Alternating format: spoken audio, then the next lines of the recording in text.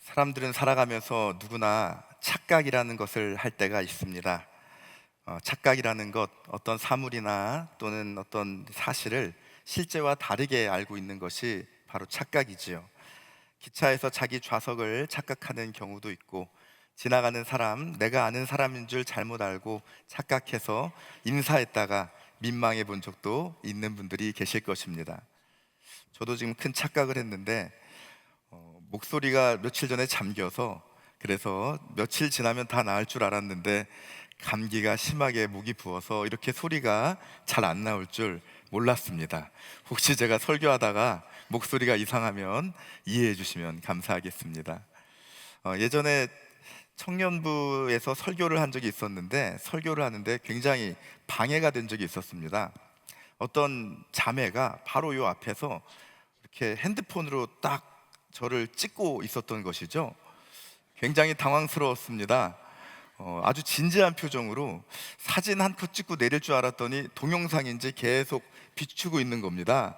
그래서 저는 그걸 보면서 이상하다, 굉장히 저 자매의 영적 상태가 좀 걱정이 된다라고 생각을 했었는데, 내심 그러면서도 한편으로는 좀 뿌듯한 마음이 들었습니다. 그래도 좀 찍어줄만 한 모습인가 보구나, 이러면서 생각을 했었는데, 잠시 후 그 자매의 다른 행동 때문에 굉장히 깜짝 놀랐습니다. 자매가 이렇게 똑바로 저를 보고 있다가 갑자기 이렇게 하는 겁니다. 네, 설교 시간에 핸드폰으로 자기 셀카를, 자기 얼굴을 보고 있었던 것이죠. 그것도 모르고 저는 저 좋아서 찍는 줄 알았습니다. 커다란 착각을 한 것이죠. 하나님 말씀을 전하는 그 신성한 자리에서도 내면에서는 순간 착각할 수도 있다는 것을 한번 경험했던 시간이었습니다. 우리 부모님들도 자녀들에 대해서 착각을 할 때가 많이 있죠. 나는 아이를 잘 안다고 생각을 하는데, 아이는 내 마음을 잘 알 거라고 생각을 하는데, 그러나 그렇지 않은 경우들도 많이 있다라는 것입니다. 한 10년 전쯤 어떤 다큐멘터리, 엄마에 대한 다큐멘터리가 있었는데, 거기에 보면 중학교 2학년 학생들 반에 가서 설문을 해봅니다. 나의 엄마는, 우리 엄마는 뭐뭐뭐이다 라는 그 빈칸을 채워보게 하는 그런 설문이었는데요. 그래서 엄마들이 기대한 답변은, 우리 엄마는 세상에서 내가 제일 사랑하는 사람이다, 또는 나를 정말 행복하게 해주는 사람이다, 이렇게 쓸 것을 기대했던 것 같습니다. 그런데 뚜껑을 열어봤더니 완전히 다른 내용이었습니다. 우리 엄마는 뭐뭐뭐이다, 교과서다, 조련자다, 학습 매니저다, 이런 이야기들로 쓰여져 있었습니다. 시험 그 자체라고도 써 있었네요. 자녀들에게 엄마는 그저 학습 매니저나 감독관 같은 모습으로 다가갔던 것을 보게 되었던 것이죠. 최선을 다해서 아이를 사랑하고 아이의 공부를 지도해 줬으니까 아이들은 당연히 엄마의 사랑을 알아줄 거라 기대했지만 착각이었다라는 것입니다. 그렇게 하면 자녀가 행복할 거라고 생각했던 그 엄마의 생각도 아마 착각이겠죠. 자꾸 엄마만 얘기하니까 우리 아빠들은 안심하실지 모르겠지만, 엄마가 저 정도이면 아빠는 얼마나 심하겠습니까? 네, 오늘 말씀에 나오는 이 에베소 교회 역시 지금 커다란 착각을 하나 하고 있는 것을 보게 됩니다. 이 에베소 교회는 무슨 일이 있었을까요? 에베소 교회는 사실 굉장히 괜찮은 교회였습니다. 그래서 일단 7개의 교회가 나오는데 가장 먼저 등장하는 교회가 에베소 교회 아닙니까? 우연히 정한 순서가 아니라 이것은 그만큼 소아시아의 모교의 위상을 갖고 있었던 교회가 바로 에베소 교회라는 것을 보여주고 있습니다. 무슨 심각한 문제가 있었던 것도 아니고 훌륭하게 자기 일을 잘 감당했던 교회가 에베소 교회입니다. 오늘 말씀 2절과 3절에 보면은 우리 주님께서는 그 에베소 교회를 향해서 내가 너를 잘 안다라고 말씀해 주고 있습니다. 무엇을 아냐면 에베소 교회의 행위를 안다라고 말씀하시죠. 2절에 보면 내가 내 행위와 수고와 내 인내를 안다라고 말하고 있습니다. 이 헬라어 원어에서 보면은 여기 말한 그 너의 그 행위들이라고 복수형으로 쓰여져 있는 것을 보게 됩니다. 너의 그 행위들을 아는데, 그 행위들은 뭐냐면 그 다음은 단수입니다. 너의 수고, 너의 인내를 안다라고 말하고 있습니다. 그리고 참고 내 이름을 위하여 견디고 게으르지 아니한 그 사실을 안다라고 우리 주님은 말씀해 주고 있습니다. 요 2절과 3절을 조금 더 말씀드리면은 이 2절과 3절의 문장은 구조적으로 어떤 특별한 의미를 하나 담고 있습니다. 이 행위들에서 첫 번째 나왔던 이 너의 수고가 나오는데, 이 수고는 원어로 코퍼스라는 말을 쓰게 됩니다. 그런데 이 3절 마지막 부분에 나오는 또 거기서 게으르지 아니한 이 말에서도 코피아스라는 말이 나옵니다. 둘 다 코퍼스라는 그 말에서 나온 단어이죠. 그렇게 하고 그 다음으로는 또 인내라는 말이 나오는데요, 인내는 휘포모네라는 말이 2절에도 쓰이고 3절에도 쓰였습니다.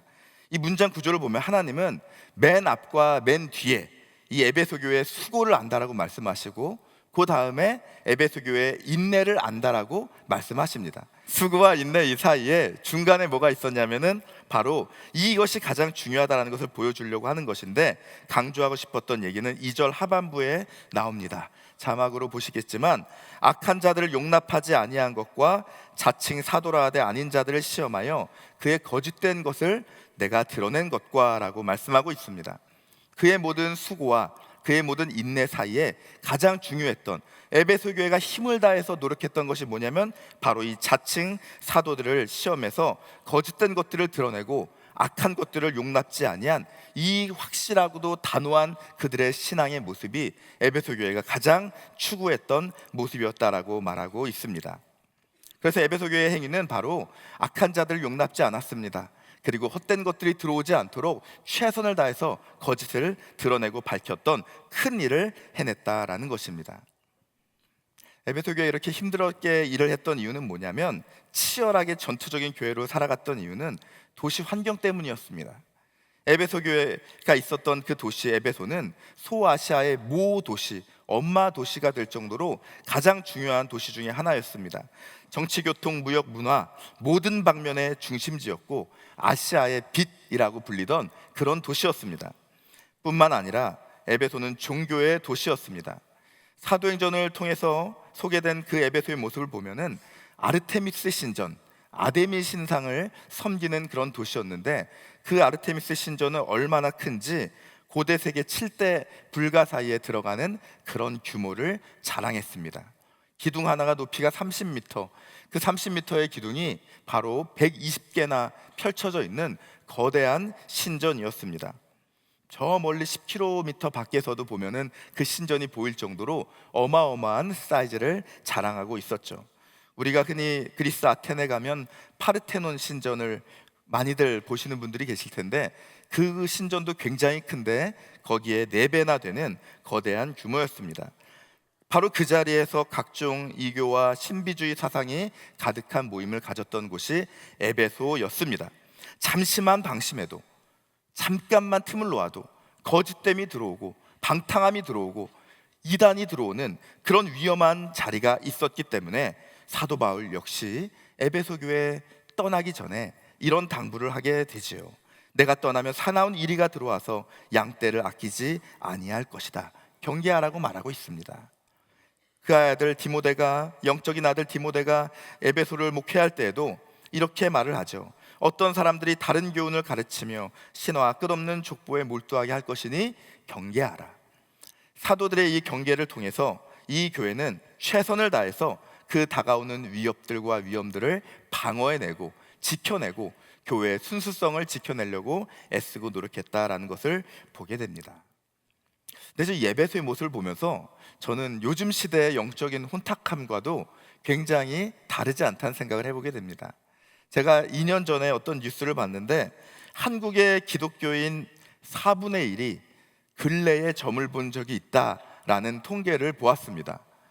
너무 높아서 깜짝 놀랐는데요, 고작 2년이 지났는데 최근의 뉴스를 보니까 4분의 1에서 3분의 1로 바뀌었습니다.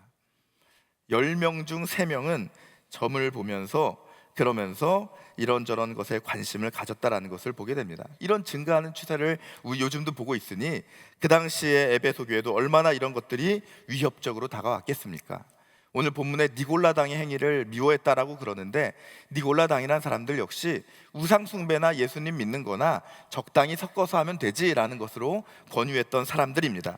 철저히 그것을 배척해내고 영적인 척박감 속에서 사도의 명을 따라 모든 그런 세속적 흐름을 거슬러 올라서 부단히 애쓰고 수고했던 교회가 바로 에베소 교회였던 것입니다. 자, 그런데 여기서 문제가 하나 생기게 됩니다. 4절에 보면은 예수님께서 에베소 교회를 향해서 책망을 하십니다.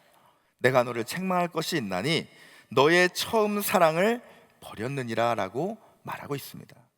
처음 사랑을 에베소 교회는 버렸다라고 말하고 있죠. 온갖 수고하고 온갖 인내를 하고 노력과 모든 열정을 다 바쳤지만 정작 가장 중요한 한 가지, 처음 사랑을 잃어버렸다라는 것입니다. 제 아무리 좋은 명분이 있더라도, 제 아무리 많은 것들을 내가 해냈다고 자랑하더라도 가장 중요한 그 핵심 처음 사랑을 잊어버렸기 때문에 에베소 교회는 이러한 책망을 받는 것이죠. 그걸 잃어버리면 다 잃어버리는 것과 다름이 없기 때문입니다. 제가 예전에 중학교 때 고등학교 시험을 보기 위해서 열심히 공부를 해서 국어도 준비하고 영어도 준비하고 수학도 준비해서 시험을 보러 갔는데 수험표를 집에 두고 갔습니다. 입장이 안 되더라고요. 네, 다행히 갖다 줘서 들어갔고 떨어졌지만 그러나 그때 느꼈습니다. 아무리 많은 걸 준비해도 중요한 것 하나를 놓치면은 인생이 안 된다는 것을 그때 깨달았던 것이죠. 이 에베소 교회가 처음 사랑을 잃었는데 이거는 우연히 잃어버리거나 아니면은 그냥 잊혀져 버린 것이 아니라 버렸다라고 말하고 있습니다. 4절에 보니까 버렸다, 이 아피엠이라는 말을 썼는데 멀리 떠나보내다라는 그런 뜻으로 쓰이는 단어가 쓰였습니다. 에베소 교회는 처음 사랑을 그냥 잊어버린 게 아니라 잠깐 깜빡한 게 아니라 버렸다라고 말하고 있는 것입니다. 왜 처음 사랑을 버렸을까? 가장 중요한 게 사랑이라는 것을 에베소 교회가 모르지 않았을 텐데 왜 이것을 버렸고 그리고 버렸다는 사실을 왜 받아들이지 않았을까요? 이게 바로 에베소 교회가 가졌던 커다란 착각이었다라는 것입니다. 영어 단어 신조어 중에 좀 지나긴 했지만 트루시니스라는 그런 영어 단어가 있습니다. 진실이라는 명사 트루스에다가 이것을 다시 명사로 만든 단어입니다. 자신이 믿고 싶은 것을 진실이라고 인식하려는 경향이라는 것이죠. 어떤 것에 대해서 그것의 진실 여부와 관계없이 자기 내면적으로 이것이 진실이라고 믿고 싶은 그대로를 받아들이는 게 바로 트루시니스라는 그런 단어입니다. 굳이 한글로 표현하자면 진실화 혹은 진실 만들기 정도로 말할 수 있는 것이죠. 이 단어가 유행했던 이유는 뭐냐면 예전에 미국이 걸프 전쟁을 실시할 때 상대방 국가에 어떤 위험한 무기가 있다라고 그렇게 생각을 사실 여부 확인 없이 진실로 인식을 하고 전쟁을 벌였을 때, 명분을 삼아 전쟁을 벌였을 때 나온 말이었습니다. 이 말이 무서운 이유는 뭐냐면 내가 믿고 싶은 것을 그대로 그냥 진실이라 여기고 있다라는 것이 무섭다라는 것이죠. 우리 옛날 조선시대에 보면은 조선왕조 500년 역사 속에 부자간에 일어났던 가장 비극적인 일, 그 중에 바로 영조와 사도세자의 이야기를 여러분들은 잘 아실 것입니다. 이 역시 트루시니스의 이야기가 될 것이죠. 늙음하게 영조는 아들을 얻습니다. 사도세자를 끔찍하게 아꼈죠. 사도세자에 대해서 큰 기대를 가지고 그리고 열심히 공부를 가르치고 밤새 이 아들이 읽을 책을 직접 써서 줄 정도로 열심을 내서 아들을 가르칩니다. 사도세자 역시 어릴 때부터 총명해서 뛰어나게 배우고 말도 잘하는 그런 아이로 성장하게 되지요.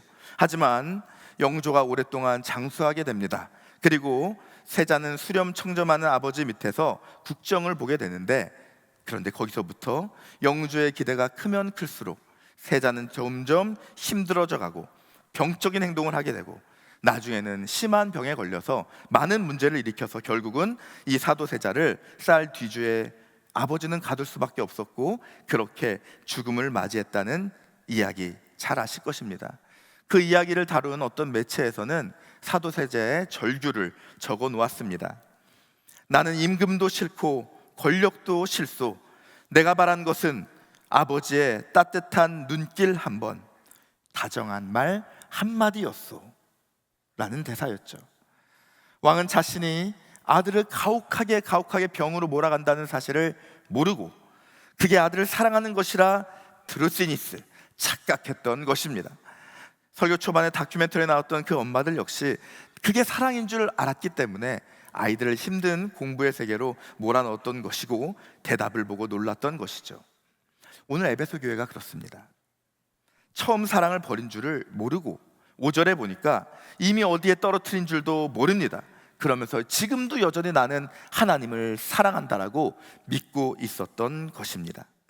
그들이 잃어버린 것은 처음 사랑.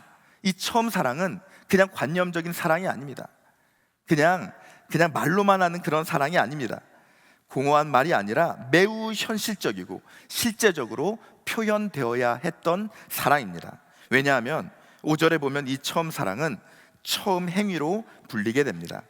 처음 사랑을 잃었던 에베소 교회에게 어디서 떨어진 것을 생각하여 회개하며 처음 행위를 가지라라고 주님은 말씀하고 있는 것이죠. 더 정확히 말하면 처음 행위들을 가지라라는 것입니다. 여러분, 그렇다면 처음 사랑이 무엇이었을까요? 에베소 교회가 처음 가졌던 그 행위의 모습들은 어떤 것이 있었을까요? 사도 바울이 쓴 에베소 교회를 향해 쓴 에베소서에 보면은 바로 그 비밀을 알 수 있습니다. 처음 에베소서 쓸 때 사도 바울은 1장과 2장에 보면 에베소 교회가 얼마나 하나님의 예정하심 가운데 구원을 받았는지, 그 은혜로 말미암아 구원받았는지 은혜와 감격을 찬양하며 노래하고 있는 모습을 보게 됩니다. 그들이 바로 가졌던 처음 행위들인 것이죠. 또 요한은 요한1서에 보면 에베소 교회를 향해서 이런 말을 쓰게 되죠. 하나님 사랑, 이웃 사랑. 하나님은 사랑이시고, 그리고 여러분들도 말과 그리고 거짓이 아니라 행함과 진실함으로 사랑하라고 말씀하고 있습니다. 에베소 교회의 처음 출발은 행함과 진실함으로 하나님 사랑하는 마음으로 사람들을 사랑하며 섬겼던 것입니다. 바로 그때에 에베소 교회는 사도행전 19장에 보면은 놀라운 역사를 보게 됩니다. 은 5만이나 되는 그런 거짓 이방 우상 책들을 다 불태우는 역사를 에베소 도시에서 만들어내는 일들을 행하게 됐던 것이죠. 열심히 구원의 은혜에 감격하며 열심히 서로 사랑하며 열심히 복음을 전해서 도시를 바꿨던 교회가 바로 에베소 교회였습니다. 이것이 바로 에베소 교회의 처음 사랑이고, 그리고 변치 않아야 할 처음 행동들이었던 것입니다. 그런데 시간이 지나고 이제 치열한 논쟁과 공방 끝에 에베소 교회는 그 사랑을 잊어버리게 되었던 것이죠. 놓아버리게 되었던 것입니다. 왜냐하면 사랑을 포기한 교회가 되었던 이유는 편하니까. 사랑한다는 것은 아프고, 사랑한다는 것은 힘들고, 더 이상 희생하고 싶지 않은 마음이 들었기 때문에 이제는 내가 익숙하고 내가 편한, 나를 잘 드러낼 수 있는 것에만 집중하게 되었던 것입니다. 그게 바로 그 안에 들어오는 모든 잘못된 것들을 쫓아내고, 악한 것들을 걸러내고, 그리고 거짓된 것들을 드러내고, 자신에게 대의 명분이 있고 주변에서 옳다고 인정하는 것으로 만족하려는 모습으로 변질되었던 것입니다. 어느덧 돌아봤더니 처음 출발했던 그 사랑, 처음 출발했던 그 열정, 처음 출발했던 그 간절한 마음들은 다 잊어버리고 메마른 모습으로 정의만 앞세우고 있었던 것입니다. 사랑하는 성도 여러분, 혹시 우리에게 이런 모습이 있지는 않습니까? 사랑한다고 믿고 있지만 사랑을 떨어뜨렸던 모습, 오늘 감사한다고 고백하고 있지만 내 마음속에는 입술과 다르게 여전히 불평하고 있는 모습이 있지는 않습니까? 열심히 신앙생활을 하는 것, 나 정도면 잘한다고 믿고 있지만 경건의 모양만 남은 채 경건의 능력은, 사랑의 능력은, 감동의 능력은 잊어버리고 사는 내 모습이 있는 것은 아닙니까? 저도 말씀을 준비하면서 저의 처음 교육전도사 사역 나가던 모습을 떠올려 보았습니다. 처음 사랑, 처음 모습이었죠. 신대원 입학한 다음에 첫 사역지를 생각보다 빨리 나가게 되었습니다. 두렵고 떨리기도 하고, 내가 무엇을 할 수 있을까? 하나님 앞에, 하나님, 저를 써주시기만 한다면 저는 아무것도 바랄 것이 없습니다. 사례비도 필요 없습니다. 차비만 주셔도 감사하게 섬기겠습니다 라는 마음으로 갑니다. 면접을 볼 때 거기 면접 보시는 목사님이 물어보시더라고요. 우리 교회에서 어떻게 우리 전도사님 대우가 되는지 아십니까? 그래서 저는 생각했던 그대로 이야기했습니다. 차비만 주셔도 감사합니다. 지금 돌이켜봤더니 면접 볼 때 할 얘기가 아니고 그거는 보통 구걸할 때 하는 얘기였던 것 같습니다. 차비만 달라고 얘기했던 것 같은데 얼마나 감사한지, 한 영혼 섬기는 게 감사했고 한 영혼 세워나가는 것이 감사했고, 그렇게 감사하면서 행복하게 사역했었는데 어느덧 돌아봤더니 감사보다는 불평이 많아졌습니다. 섬김의 감격보다는 일에 대한 불만들이 많아집니다. 영혼들을 섬기는 그런 기쁨을 누리는 것이 아니라 내가 위로받고 내가 격려받고자 하는 그런 연약한 모습으로 점점 변질되고 있는 모습을 또한 발견하게 되었습니다. 그때 노래 하나가 생각이 나더라고요. 예전에 불렀던 노래입니다. 이런 가사의 노래입니다. 내가 너를 믿고 맡긴 사명, 너는 왜 잊어버렸나? 나만 따르리라 하던 약속, 너는 왜 잊어버렸나? 위로받기보다는 위로하고, 사랑받기보다는 사랑하고, 십자가만 면류관만 바라보며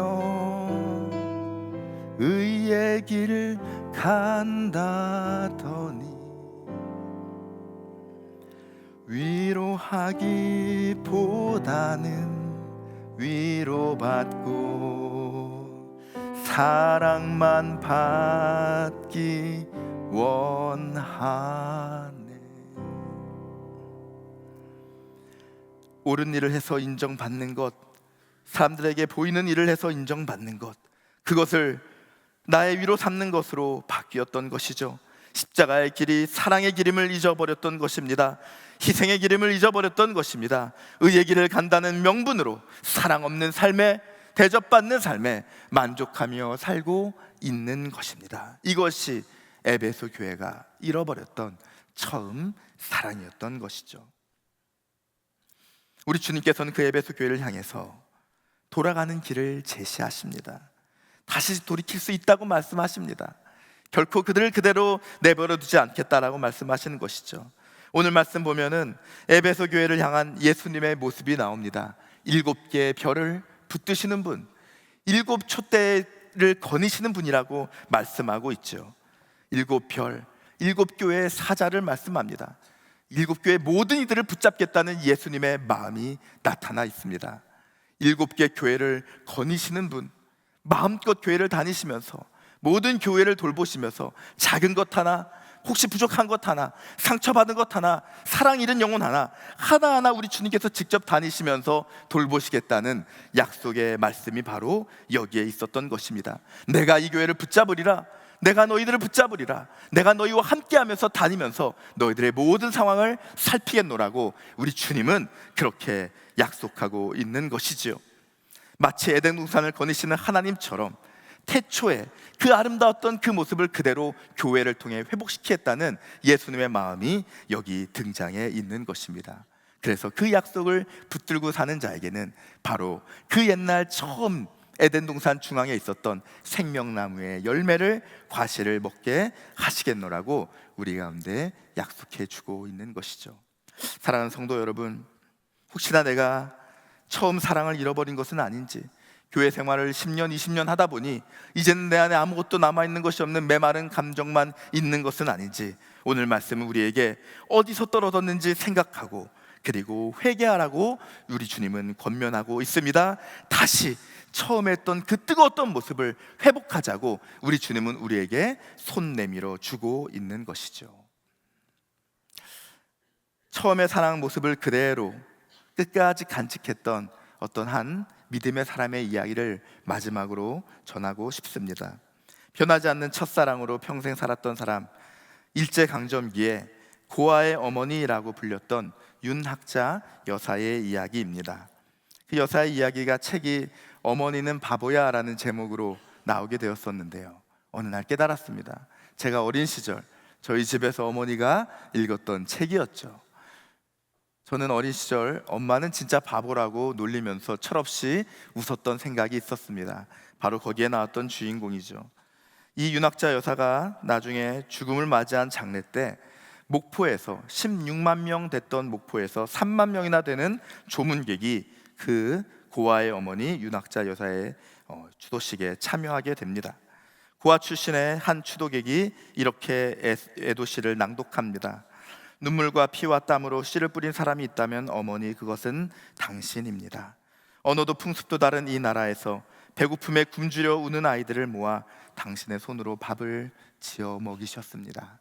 그 사랑을 경험했던 사람이 바로 이 추모객을 낭독했던 사람이죠. 바로 이 윤학자 여사는 원래 일본인이었습니다. 그 일본인이었고 조선 총독부의 관리의 딸로 한국에 오게 됩니다. 그래서 목포에서 음악교사를 하면서, 그러나 기독교인이 있기 때문에 공생원이라는 곳에서 보육시설에서 봉사를 하게 됩니다. 거기서 목포의 거지 대장이라고 불리던 윤치호 전도사님을 만나게 되고 그와 결혼을 하려고 합니다. 양가에서 반대를 합니다. 아니, 어떻게 윤치호 전도사의 어머니는 어떻게 양반 집에서 일본인 며느리를 드릴 수 있겠느냐, 반대하지요.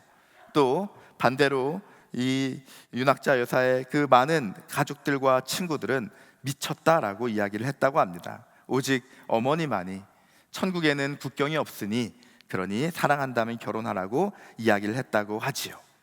전국에 화제가 됐다고 합니다. 목포의 거지 대장과 그리고 일본인 총독부의 관리의 딸이 결혼했다라는 그런 소식을 듣게 됩니다.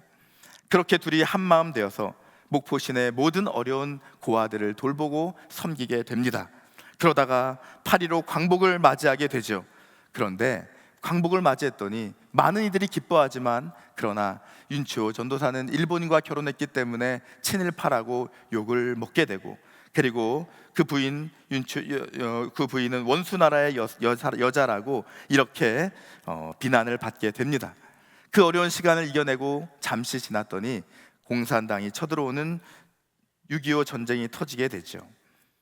목포까지 북한군이 진입을 하게 되고, 그렇게 어려운 가운데 있을 때에도 이 부부는 고아들을 버려두고 우리만 도망칠 수 없다면서 그 자리를 애써 지키게 됩니다. 결국 그러다가 남편 윤치호 전도사는 전쟁통에 굶어 죽을 위기에 놓인 이 아이들을 먹이려고 먹을 것을 구하러 나갔다가 돌아오지 못하게 되는 것이죠. 혼자 남아서 끝까지 32년 평생을 그 어린 영혼들을 섬겨서 결국 그 32년 평생에 3,000명이 되는 고아들을 섬기고 사랑했던 윤학자 여사는 결국 그렇게 마지막에 하나님께 부르심을 받았던 것이고, 많은 사람들이 그의 섬김을 놓고 감사하고 그리고 축복했던 것을 보게 됩니다. 국경이 달랐습니다. 시대가 바뀌었습니다. 상황이 달라졌습니다. 많은 것들이 변하고 있었지만, 그러나 여전히 변치 않는 모습으로 주셨던 처음 사랑을 간직하고 나아갔던 귀한 사람의 삶은 그 도시를 바꾸고 세상을 바꿀 수 있었던 것입니다. 오늘 우리 맥주 감사 주일입니다. 하나님, 내 삶에 상반기에 주셨던 놀라운 은혜들을 돌아보고, 아니 지금까지 살아오면서 나를 지켜주신 하나님의 은혜를 돌아보면서 나는 여전히 그 은혜에 감격하고 있는가? 나는 여전히 그 사랑을 붙들고 있는가? 아니면 나의 처음 사랑을 놓친 것은 아닌가? 오늘 귀한 말씀을 통해서 하나님, 어디에 놓쳤는지 그 말씀 다시 붙들게 하시고, 그 사랑 다시 붙들게 하시고, 다시 한번 온전한 사랑과 온전한 구원의 감격으로 하나님께 나아가는 그런 결단이 있는 저와 여러분 되시기를 간절히 소망합니다. 하나님 아버지, 감사드립니다. 오늘 저희들 귀한 말씀으로 우리 가운데 하나님 뜻을 알게 하시니 감사드립니다. 선포된 귀한 말씀 우리 마음밭에서 풍성한 믿음의 열매로 맺혀질 수 있도록 역사하여 주시옵소서. 특별히 치유와 회복의 열매가 나타나기를 원합니다. 오늘 주신 말씀처럼 우리가 잃어버렸던 모든 처음 사랑을 다시 회복할 수 있도록 인도하여 주시고, 주셨던 그 은혜의 한복판에서 하나님 영광 위에 믿음의 행위들을 해나가는 저희의 삶이 될 수 있도록 인도하여 주시옵소서. 뜨거운 사랑과 믿음의 행동들로 새로운 역사들을 다시 쓰는 저희의 모든 삶이 될 수 있도록 인도하여 주시옵소서. 사랑의 구주 예수님의 이름으로 간절히 기도드립니다. 아멘.